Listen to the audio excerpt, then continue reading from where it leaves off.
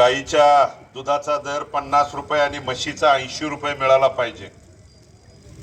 यासाठी ज्या वाकरीमध्ये लाखो भाविक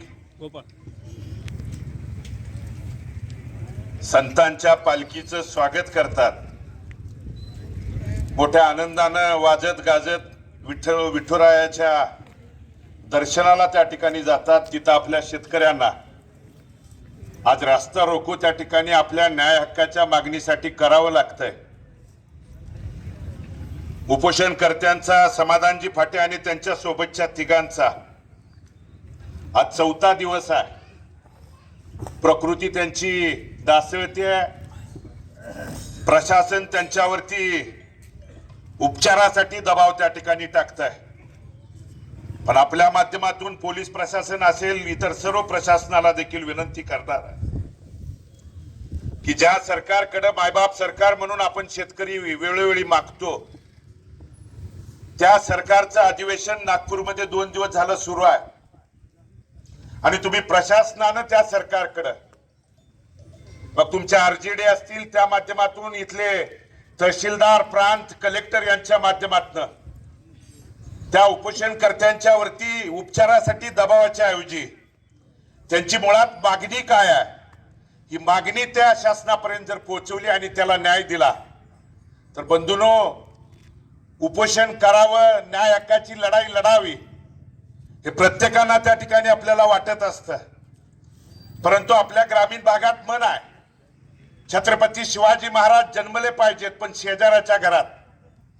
आणि ते उपोषणकर्त्याला जर विचारलं ती काय परिस्थिती होती, काय अडचण निर्माण होती, तर अतिशय बिकट परिस्थितीतनं मग समाधानजी आणि त्यांचे 3 सहकारी आज 4था दिवस आहे आणि मागणी काय आहे।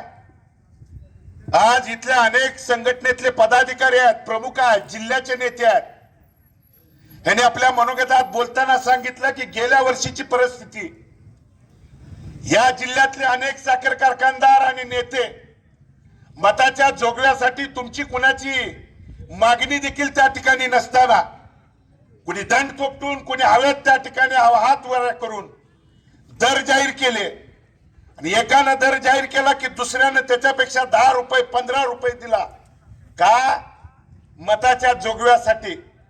पण आज त्या निवडणुकीच्या नंतर वर्षाची जर परिस्थिती बघितली तर आमची संघटना आणि नेते आणि शेतकरी आणि समाधानजी आणि त्यांचे सहकारी तुम्हाला 4 रुपये वाढवून का मागतायत, तर मध्यंतरीच्या काळात अतिवृष्टीनं इथला शेतकरी पिचलाय, मोडलाय, दारातली सगळी पिकं त्या ठिकाणी पोटच्या मुलाबाळाप्रमाणे जोपासलेली पिकं डोळ्यासमोर उद्ध्वस्त झाली आहेत। एकमेव पीक आहे ऊस पीक आणि त्या ऊस पिकाला 4 पैसे त्या ठिकाणी वाढून द्यावं ही आमच्या शेतकऱ्याची न्याय हक्काची मागणी आहे। पण या वर्षी गेल्या वर्षी हातवारे वर करून त्या ठिकाणी दंड थोपटून दर देणारे मात्र आज संगनमताने एकमेकाला फोन करून तू एवढं काढतोय काय, मग मी तुझ्यापेक्षा 15 रुपये कमी देतो, 20 रुपये कमी देतो, 25 रुपये कमी देतो।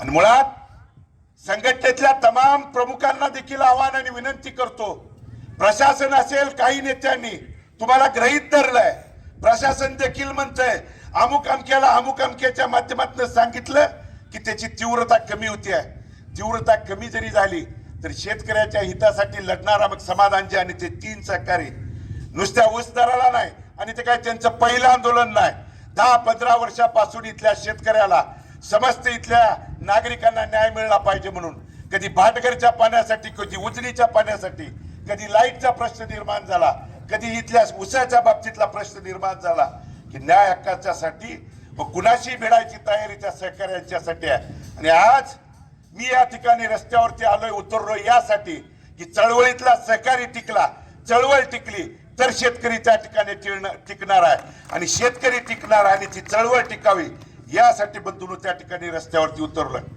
आणि म्हणून आज दुधाच्या दराच्या बाबतीत देखील आपण अनेक वेळा आंदोलन केली, कसं द्यायचं हे त्या ठिकाणी नेते मंडळी सांगतायत। आमची इथल्या संघटनेच्या आणि इथल्या शेतकऱ्यांच्या माध्यमातून एवढीच विनंती आहे, अधिवेशन नागपूरला सुरू आहे, फक्त दुधाची भेसळ जरी थांबवली, भेसळ आज जरी तुम्ही त्या ठिकाणी ठराव पास केला आणि भेसळ थांबवली म्हणलं तर आमच्या गाईच्या दुधाला जवळजवळ 60-70 रुपयेहून अधिक आणि म्हशीचा 100 रुपयेपर्यंत दर त्या ठिकाणी जाईल.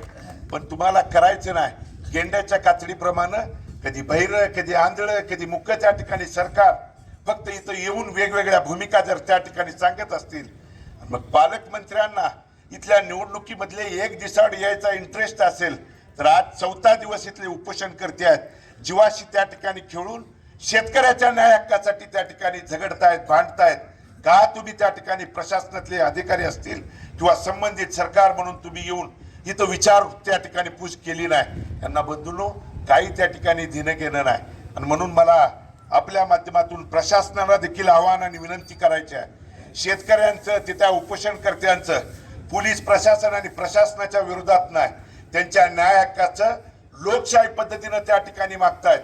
राहिला गुन्ह्याचा, तर गुन्हे काय संघटनेला आणि आम्हाला त्या ठिकाणी नवीन नाही. आता तर मतदान केंद्रापर्यंत गेला म्हणून देखील गुन्हे त्या ठिकाणी व्हायला सुरुवात झालेली आहे. पण मला चळवळीतल्या पदाधिकाऱ्यांना विनंती करायची आहे, कुणाचा तरी जवळचा लांबचा नंतर बघू. राजकारणाच्या वेळी राजकारण प्रत्येकाने करावं, तो त्याला त्या ठिकाणी अधिकार आहे. पण कुठलं तर पद, कुठलं तर महामंडळ, कुठलं तर अमुक, कुठलं तर तमुक या नावाखाली तुमची जी धार बोचट करायचं काम गेल्या अनेक वर्षापासून सुरू आहे. तुमची धार म्हणजे शेतकऱ्याची धार त्या ठिकाणी बोचट न होऊ देता शेतकऱ्याच्या न्याय हक्काच्या लढाईसाठी आणि मला आपल्या माध्यमातून पोलीस प्रशासन आणि संबंधित प्रशासनाला सांगायचं आहे की त्या 4 पोरासाठी रस्त्यावरती उतरलोय. कारण ती पोरं शेतकऱ्यांच्यासाठी, सर्वसामान्यांच्यासाठी उतरतायत आणि त्याला किंचित जर देखील काही झालं तर अख्खा पंढरपूर तालुका नव्हे, आजूबाजूचा परिसर चक्का जाम आणि बंद केल्याशिवाय त्या ठिकाणी राहणार नाही, हे सांगण्यासाठी या ठिकाणी आलोय. आणि आम्ही बोलतो ते पोकळ बोलत नाही.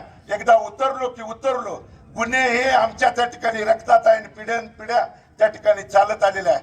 पण त्या 4 पोरांच्या हितासाठी ती जी लढतायत ती कुणाच्या वैयक्तिक आणि आपल्या माध्यमातून तालुक्यातले जे मोबाईलवरती बघणाऱ्या देखील शेतकऱ्यांना आव्हान आणि विनंती करायची आहे की उपोषण केल्यानंतर काय होतं एक दिवशी बघा. आपल्या आपल्या घरी फक्त एकच दिवस पाण्यावरती त्या ठिकाणी राहा. मग उपोषण करता कशा पद्धतीनं आज 4था दिवस सोसतोय हे त्या ठिकाणी तुम्ही परीक्षण करा. आणि उद्या जर खऱ्या अर्थानं ते तुमच्यासाठी न्याय हक्कासाठी लढत असतील असं वाटलं तर सरकारच्या विरोधात आणि या साखर कारखानदाराच्या विरोधात जे गेल्या वर्षी मताच्या जोगव्यांच्यासाठी एकमेकांच्या पुढे 10-20 रुपयानं बोलत होते, ते आज शेपूट खालते हात घालून त्या ठिकाणी वेगवेगळ्या बिळात जाऊन बसलेत. ते बाहेर जर काढायचे असतील तर इथला शेतकरी रस्त्यावरती उतरणं त्या ठिकाणी गरजेचं आहे आणि न्याय हक्कासाठी रस्त्यावरती उतरावं ही विनंती समस्त त्या ठिकाणी शेतकरी बांधवांना करतो आणि मी या ठिकाणी थांबतो. धन्यवाद.